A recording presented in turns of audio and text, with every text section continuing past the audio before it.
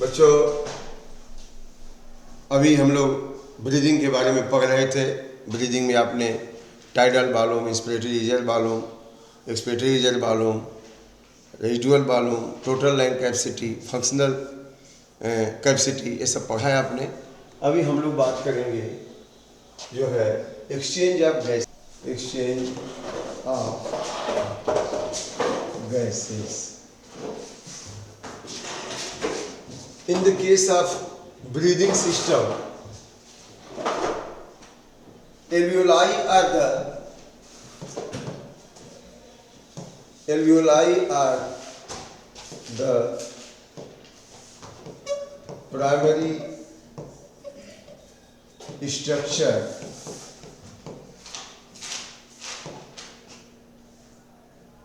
in lungs where exchange of gases occurs.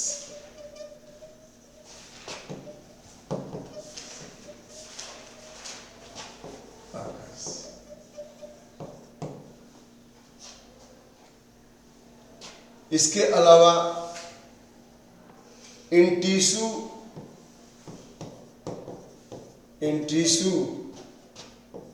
also exchange of gases occurs.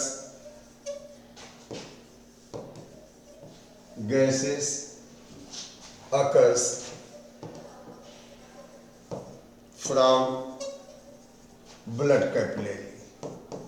पूरे body में blood capillary है, हर जगह tissue में, हर argon में ब्लड सप्लाई हो रहा है। तो टिश्यू में भी एक्सचेंज ऑफ गैस होगा, लंग्स के एल्वियोलाई में भी एक्सचेंज ऑफ गैस होगा। लेकिन यह gas off exchange of gas कैसे होगा, क्या उस पे फार्मूला लगता है? तो गैस के अगर केस में देखें तो गैस का मॉलिक्यूल जहां ज्यादा है वहां से कहां जाएगा, कम की ओर। इसका मतलब उसके कंसंट्रेशन के ऊपर निर्भर करता है, कितना कंसंट्रेशन है। तो यहां पे एक सेंटेंस लिख लीजिए, एक्सचेंज ऑफ गैसेस अकर्स। आइए बेटा, exchange of gases occurs by diffusion process, by diffusion process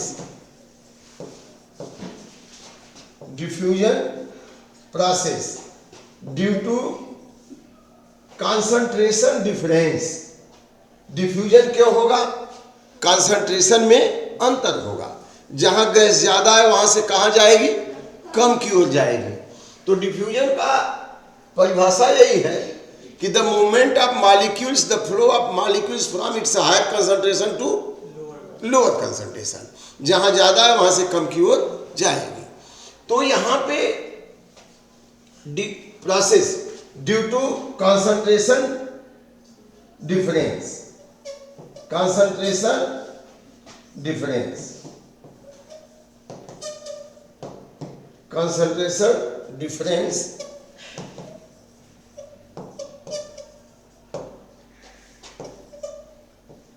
अब मैंने बोला alveoli are the primary structure in lungs where exchange of gases occurs.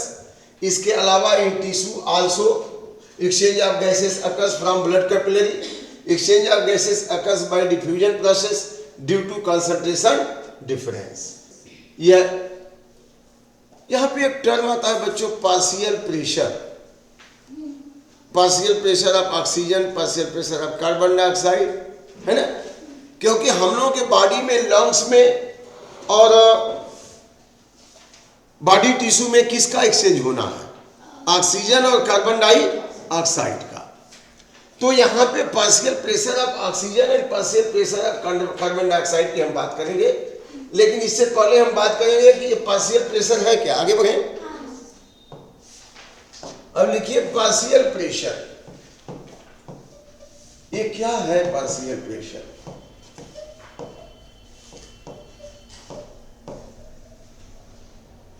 partial pressure, the pressure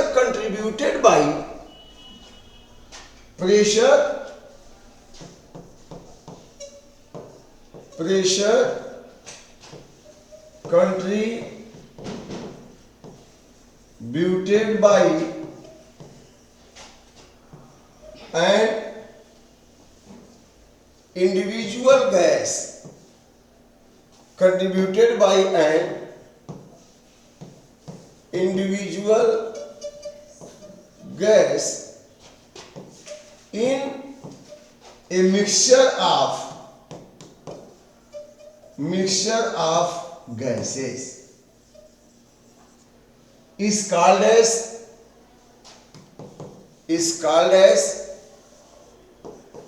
partial pressure. Is called as partial pressure. One individual gas, how much pressure exerting in a mixture of gas. अब आप समझ लीजिए कि जो हमारा air है, air में mixture of gases, air क्या है? मिक्सचर ऑफ गैसेस, तमाम सारी गैसों का ये मिक्सचर है एयर। अब एयर में ऑक्सीजन भी है, एयर में ऑक्सीजन भी है, कार्बन डाइऑक्साइड भी है, नाइट्रोजन भी है, बहुत सारी जो गैसेस हैं, इनर्ट गैसेस भी हैं, डस्ट पार्टिकल भी है। लेकिन हम लोग को यहाँ जो बात करनी है इन दो गैसों के बारे में, क्योंकि एक्सचेंज ऑफ गैसेस हमारे लंग्स में और टिश्यू में कार्बन डाइऑक्साइड और ऑक्सीजन का होता है। तो the pressure contributed by individual gas in a mixture of gases called as partial pressure. तो यहाँ पे हम दो चीज की बात करेंगे, partial pressure of carbon dioxide and partial pressure of oxygen. Partial pressure of oxygen, इसको रिप्रेजेंट करते हैं PO2। किसे रिप्रेजेंट करते हैं? PO2। अब ऐसे ही है partial pressure of carbon dioxide, partial pressure of carbon dioxide, इसको क्या कहेंगे? PCO2। अब देखिए परिभाषा भी क्या हो रही है, the pressure contributed by an individual gas in a mixture of gases is called as partial pressure of that gas. ये पूरा जो गैसों का मिक्सचर है, जितना एयर है, कोई ना कोई प्रेशर जिस बर्तन में रखा जाएगा, जिस बैलून में रखा जाएगा, जहां रखा जाएगा, या एटमॉस्फेयर में ही उतना प्रेशर देगा, कितना? जितना उसका कंसंट्रेशन है।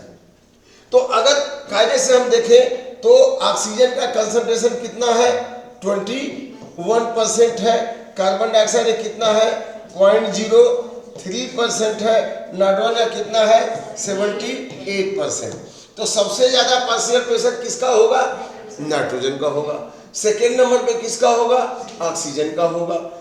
थर्ड नंबर पे किसका है? यहाँ CO2 का होगा। इसका मतलब कि जितना इनका हिस्सा है उसी के हिसाब से प्रेशर लगाएंगे। अब अगर ज्यादा रहेगा हिस्सा तो ज्यादा प्रेशर देंगे, कम रहेगा तो कम देंगे। तो पार्शियल प्रेशर का मतलब the pressure contributed by an individual gas. Suppose in this air the how much oxygen is giving pressure, what is the partial pressure of oxygen? The pressure contributed bye oxygen gas in a mixture of gases is called as partial pressure of oxygen, PO2, and the pressure contributed by carbon dioxide in a mixture of gases, that is called as partial pressure of carbon dioxide. समझ आ गया? एक individual gas उस पूरे air में कितना pressure दे रही है उसी को कहते हैं पार्शियल प्रेशर। और पार्शियल प्रेशर के डिफरेंस के आधार पे ही डिफ्यूजन होगा, इसी के आधार पे क्या होगा? डिफ्यूजन।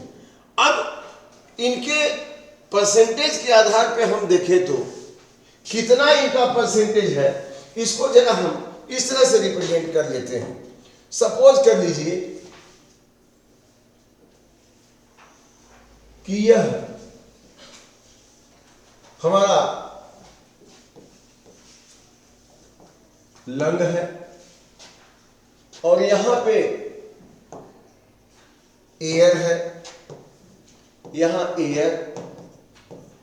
एयर में जो गैस है उसमें अगर देखें एटमॉस्फेयर में तब PO2 कितना है 159 mmHg। एयर में PO2 का मतलब क्या बेटा, पार्शियल प्रेशर ऑफ ऑक्सीजन कितना है 159, और PCO2 कितना है 0.3 mmHg। एयर में यह है, इतना प्रेशर है। इन द एटमॉस्फियर, क्योंकि हम लोग सांस कहां से ले रहे हैं, एटमॉस्फियर से, तो in the air PO2 is 159 mmHg and PCO2 is 0.3 mmHg। और हम एयर को अब इनहेल कर रहे हैं। क्या कर रहे हैं, हम इनहेल कर रहे हैं, इसको हम सांस की प्रक्रिया में ले रहे हैं। जब हम इनहेल कर रहे हैं तब ये एयर हमारे लंग्स में आ रही है। लेकिन जिस समय मैं आपको पढ़ा रहा था ब्रीदिंग प्रोसेस के बारे में, हमने बताया था कि लंग्स को पूरी तरह खाली हम नहीं कर पाते हैं, कुछ एयर हमारे लंग्स में बची रहती है, उसको रेजिडुअल एयर कहते हैं। तो उसको रेजिडुअल लंग कैपेसिटी है, रेजिडुअल कैपेसिटी है उसकी। तो यहाँ पे जो एयर है, अभी जो एयर आएगी, जैसे एक बाटल में पहले से पानी है और उसमें और पानी डालेंगे तो दोनों पानी आपस में मिक्स हो गया। तो पहले से एयर है और हमने जो इनहेल किया तो वो मिक्स हो गया। अब यहाँ अलग मिक्सचर कॉम्बिनेशन हो गया, एयर में अलग मिक्सचर कॉम्बिनेशन है। जब हमने इनहेल किया लंग्स में आया तो अलग मिक्सचर कॉम्बिनेशन हो गया कि नहीं हो गया। यहाँ पे CO2 ज्यादा हो सकती है, यहाँ पे 0.3 mmHg है, लेकिन यहाँ पे बढ़ेगा। अब यहाँ पे PO2 यहाँ पे 159 है क्योंकि 21% है, लेकिन यहाँ पे जिस हिसाब से और गैसेज यहाँ पे है, रेजिडुअल मालूम है, तो उसमें मिक्स होगा तो परसेंटेज कम होगा कि नहीं होगा। तो अब यहाँ पर जो ऑक्सीजन आई, जो एयर आया, अगर इनका हम PO2 देखें, इनका PO2 कितना हो जाएगा, PO2 इक्वल टू 104 mmHg, यह हो जाएगा। और इसमें PCO2 कितना होगा लंग्स में, PCO2 इसमें होगा, PCO2 केवल और केवल हो जाएगा, PCO2 केवल हो जाएगा 40 mmHg, 40 mmHg लंग्स के अंदर। ठीक है ना, ये चीज ध्यान रखिएगा।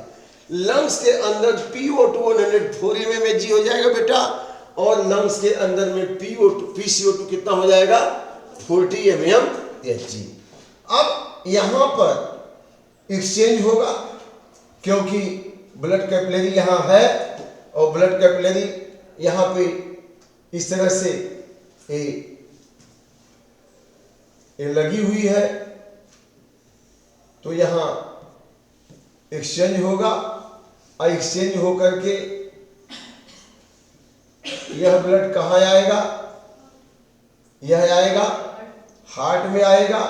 हार्ट के किस पार्ट में आएगा बच्चों, लेफ्ट एट्रियम में आ जाएगा। यह आएगा लेफ्ट एट्रियम में, और लेफ्ट एट्रियम से लेफ्ट वेंट्रिकल में जाएगा, और लेफ्ट वेंट्रिकल से फिर पूरे सिस्टमिक एआर्टा से होकर पूरे बॉडी में सप्लाई हो जाएगा। वेरी गुड, बहुत बढ़िया।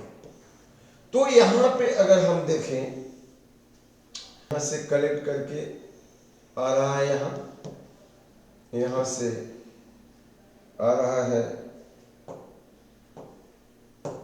इसमें बाइकस्पिड वाल्व से होते हुए ऑक्सीजनेटेड ब्लड आ रहा है। यहाँ पे ऑक्सीजनेटेड ब्लड आ रहा है, और यहाँ से ये इसमें आ गया, लेफ्ट वेंट्रिकल में आ गया, और यहाँ से सिस्टमिक एआर्टा से होते हुए, किससे होते हुए, सिस्टमिक एआर्टा से होते हुए बेटा ये चला जाएगा शरीर के ऊपरी हिस्से में और शरीर के निचले हिस्से में। अब यह निचले हिस्से में आएगा यहाँ, और निचले हिस्से में आके फिर तमाम पार्ट ऑफ बॉडी टिश्यू में ये जो है कैपिलरी के द्वारा फिर डिफ्यूज होगा, बढ़ जाएगी कई भागों में, ऐसे बटेंगे कि नहीं बटेंगे? हाँ, और फिर ये जो है यहाँ पे CO2 आएगा है। अब इसके बाद ये फिर यहाँ से कहाँ आ जाएगा बच्चों? राइट एट्रियम में, और राइट एट्रियम से बेटा ट्राइकस्पिड वाल्व के द्वारा आ जाएगा राइट वेंट्रिकल में आ जाएगा। यहाँ ये ब्लड आपका डीऑक्सीनेटेड है, यहाँ डीऑक्सीनेटेड है, ये आ रहा है, यहाँ आ गया, यहाँ से इसमें आ गया, और यहाँ से पंप करके पल्मोनरी आर्टरी के द्वारा, किस आर्टरी के द्वारा? पल्मोनरी आर्टरी के द्वारा ये फिर यह ऐसे आ रहा है, यहाँ तक समझ रहे कि नहीं? और यहाँ पे अब पल्मोनरी आर्टरी के द्वारा यहाँ आ रहा है, तो इसमें क्या है? CO2 है ना? तो CO2 चला आया इसके अंदर, आया कि नहीं? और यहाँ पे ऑक्सीजन है, बहुत ज़्यादा ऑक्सीजन है, बहुत ज़्यादा ऑक्सीजन है, बहुत ज़्यादा क्यों है? क्योंकि 104 mmHg। तो ये ऑक्सीजन कहाँ चली आई? एल्वियोलाई के ब्लड कैपिलरी में, यहाँ से ये ऑक्सीजन चली आई लेफ्ट एट्रियम में, फिर लेफ्ट एट्रियम में, फिर लेफ्ट वेंट्रिकल में, और फिर यहाँ से ये ब्लड सप्लाई होके ये शरीर के निचले हिस्से में आ गया, और फिर यहाँ से यहाँ पे आपका टिश्यू है, यहाँ पे आपका बॉडी टिश्यू है, तो बॉडी टिश्यू में आ जाएगा, बॉडी टिश्यू में आ जाएगा, ये बॉडी टिश्यू में आ जाएगा। तो डिफ्यूजन दो जगह हो रहा है, एक तो लंग से, लंग के एल्वियोलाई के ब्लड कैपिलरी से, और दूसरा टिश्यू में, टिश्यू के ब्लड कैपिलरी, टिश्यू के ब्लड कैपिलरी से। अब जो हम लोग डिफरेंस देख रहे थे, ये जरा देखते हैं। यहाँ पे आपने देखा कि PO2 आपका 159 mmHg है एयर में, जैसे लंग्स में आई एयर, उसमें ऑक्सीजन PO2 104 हो गया, लेकिन ये ऑक्सीजन डिफ्यूज होके जब यहाँ आई और यहाँ से यहाँ जा रही है, तो इसमें जो है ये ऑक्सीजनेटेड ब्लड है। कैसा ब्लड है? ऑक्सीजनेटेड ब्लड है बेटा। लेकिन इस ऑक्सीजनेटेड ब्लड में आपका PO2 कितना है? PO2 है 95 mmHg, यह है। और इस ब्लड में आपका PCO2 कितना है? ओनली 40 mmHg, यह है। समझा कि नहीं? तो यहाँ पे PO2 95 है, PCO2 40 mmHg है। अब यह जो है यहाँ 95 है क्या? PO2, यहाँ पर 95 है आपका PO2 95 mmHg। अब बेटा इस टिश्यू में यह हमारा टिश्यू है, टिश्यू में PO2 केवल कितना है? 40 mmHg। अगर हमारे टिश्यू में PO2 40 mmHg है और इस ब्लड में PO2 95 mmHg है, तो इस ब्लड कैपिलरी के ब्लड में ऑक्सीजन का कंसंट्रेशन ज्यादा है कि टिश्यू में? कैपिलरी में। तो ऑक्सीजन का कंसंट्रेशन यहाँ नेचुरली ज्यादा है ना? ज्यादा। अब ये क्या करेगी? भाग के कहाँ आ जाएगी? टिश्यू में आ जाएगी। क्लियर हो गया? समझा कि नहीं? एयर में 159 mmHg, लंग्स में आई तो 104 mmHg, और जैसे ही लंग्स के ब्लड कैपिलरी में आई, एल्वियोलाई के ब्लड कैपिलरी में, तो 95 mmHg, और जैसे ही 95 mmHg वाला ब्लड आएगा टिश्यू के ब्लड कैपिलरी में, तो यहाँ टिश्यू में तो बहुत कम है, 40 mmHg है, और यहाँ 95 है ना? यहाँ पे कितना है? 95, यहाँ पे कितना है? 40। तो ये डिफ्यूज होके ऑक्सीजन कहाँ चली आई? टिश्यू में। क्लियर हो गया? अब यहां आने के बाद यहां क्या होगा बेटा? ऑक्सीडेशन। क्या होगा? ऑक्सीडेशन। माइटोकॉन्ड्रिया में यूज होगा ऑक्सीडेशन ऑफ ग्लूकोज। भाई टिश्यू में तो वर्क करना है, हम चल रहे हैं, दौड़ रहे हैं, बोल रहे हैं, तो वहां ग्लूकोज का क्या होगा? ऑक्सीडेशन। तो ऑक्सीडेशन होगा तो यहाँ एनर्जी प्रोड्यूस होगी, एक तो एनर्जी बनेगी और उसके अलावा क्या बनेगी बच्चों? CO2। एक तो एनर्जी बनी, मेटाबॉलिक वाटर बना, और दूसरे क्या निकली यहाँ पे? CO2 निकली। यहाँ पे CO2 प्रोड्यूस हुई रिस्पिरेशन की प्रक्रिया में, और यहाँ पे ढेर CO2 प्रोड्यूस हुई। आप रिएक्शन देखे हैं कि अगर 6O2 लेते हैं तो 6CO2 बनती है। जितना ऑक्सीजन यूज हुआ ऑक्सीडेशन में उतना ही CO2 बनेगी। तो जितना तेजी से ऑक्सीजन यूज होगा उतना ही CO2 बनेगी। अब यहाँ पे जो CO2 है आपकी टिश्यू में CO2 की मात्रा बढ़ेगी कि घटेगी? बढ़ेगी। तब PCO2 इज 45 mmHg। तो यहाँ पे जितना है वही आ जाएगी कहाँ? ब्लड में। तो ब्लड में भी PCO2 कितना हो जाएगा? 45 mmHg। अब यही ब्लड यहाँ आ रहा है, यहीं से पंप होकर यहाँ आ रहा है। तो अगर इसमें PCO2 45 mmHg है और यहाँ पे 40 है, लंग्स में कितना है? 40। ये जो पल्मोनरी आर्टरी से ब्लड आ रहा है उसमें कितना है? 45। तो CO2 कहाँ भागेगी? लंग्स में भागेगी। समझ में आ गया? अब एक्सपीरेशन की प्रक्रिया में जब आप एक्सपीरेशन करेंगे तो एक्सपीरेशन की प्रक्रिया में CO2 क्या होगी? बाहर निकल जाएगी। यह एक्सपीरेशन हो गया। क्या हो गया? एक्सपीरेशन। और यहाँ पे इंस्पिरेशन हो रहा है। तो एक्सपीरेशन की प्रक्रिया में CO2 बाहर निकल गई और यहाँ पे इंस्पिरेशन हो रहा है। ये क्या हो रहा है? INSPIRATI। ठीक है बेटा? तो क्लियरली समझ में आ गया कि हमारे एयर में, एटमॉस्फेयर में PO2 159 mmHg है और कार्बन डाइऑक्साइड 0.3 mmHg है। इसका परसेंटेज जैसे इनहेल किया लंग्स में एयर आई तो रेजिडुअल एयर पहले से उसमें मिक्स हो गई। अब PO2 104 mmHg हो गया, लेकिन PCO2 40 mmHg हो गया। तो जो लंग के एल्वियोलाई में ब्लड कैपिलरी सप्लाई है वहां पे अब चूंकि लंग्स में ऑक्सीजन ज्यादा है तो एल्वियोलाई के ब्लड कैपिलरी में आ गई, और जैसे ब्लड कैपिलरी में आई तो यहाँ प्रेशर कितना हो गया? 9। वहां पे लंग्स में 104 था तो 95 mmHg। और यह ब्लड जब पंप होके टिश्यू में आया, और जैसे टिश्यू में आएगा यह ब्लड पंप होके टिश्यू में तो ऑक्सीजन यूज हो रही है, तो वहाँ ऑक्सीजन का PO2 ओनली 40 mmHg है, लेकिन उसके ब्लड कैपिलरी में 95 है।